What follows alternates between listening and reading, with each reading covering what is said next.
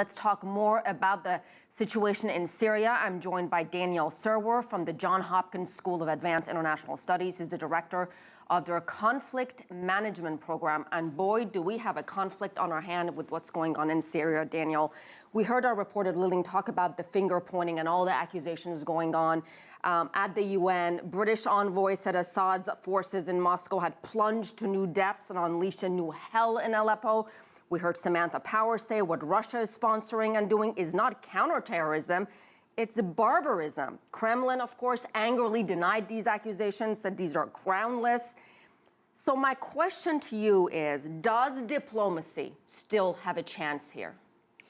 It has some chance, but not under the current military conditions. The Assad regime thinks it's making progress. It wants to continue the fight.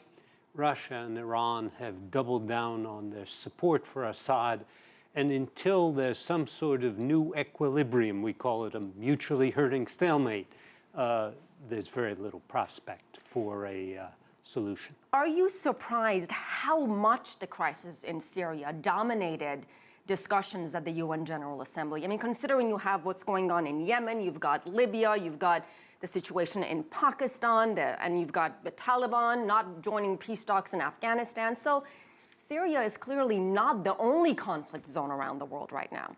That's true, but the urgent tends to crowd out the merely important.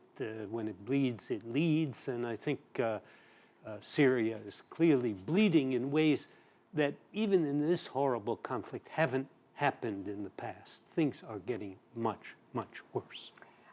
You recently wrote, fundamentally, peace has not worked because the parties haven't really wanted it or don't have the leverage required. Explain to us what you mean by that. Well, I think as long as you feel you're winning a war, it's hard to convince you to stop. And on the other side, the Americans haven't been willing to do what's necessary to counterbalance the Assad forces, supported by Iran and Russia, of course. So you just don't have the kind of equilibrium that lends itself to a political solution. Do you think part of the problem, Daniel, is this complex web of alliances, these competing interests that are really making the terrible situation even worse? It's almost like there's too many cooks in the kitchen. I think there are too many cooks in the kitchen. There are too many wars happening simultaneously. If I started to name them, you would stop me because there are just too many to name. There are Kurds, there are Iranians, there are Shia militias, there are Sunnis. It's a very, very complicated war. And even two-party wars are difficult to resolve. Five-party wars become infinitely more complicated. Talk about the humanitarian situation. We're hearing from reports from the opposition, 280 people killed just in the last 3 days, hundreds wounded, including 61 children. On Sunday alone, these were the numbers that we were getting. Only 30 doctors left in eastern Aleppo, some 300,000 people trapped. I mean, what do you tell these poor souls? Well, I think you can't tell them anything that's any comfort at all to them, because we keep on talking about how we're providing humanitarian assistance, but it's not arriving there.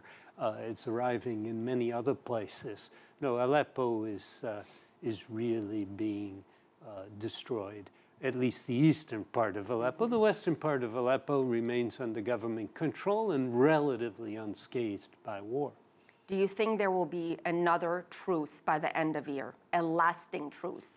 I might even say there'll be 5 or 6 more truces before the end of the war. I don't think any of them will last until there's a real stalemate at which both sides decide they can only do better by having a political solution and not by having a military one. Such a sad situation. Daniel Serwer, thank you so much for your time. My pleasure.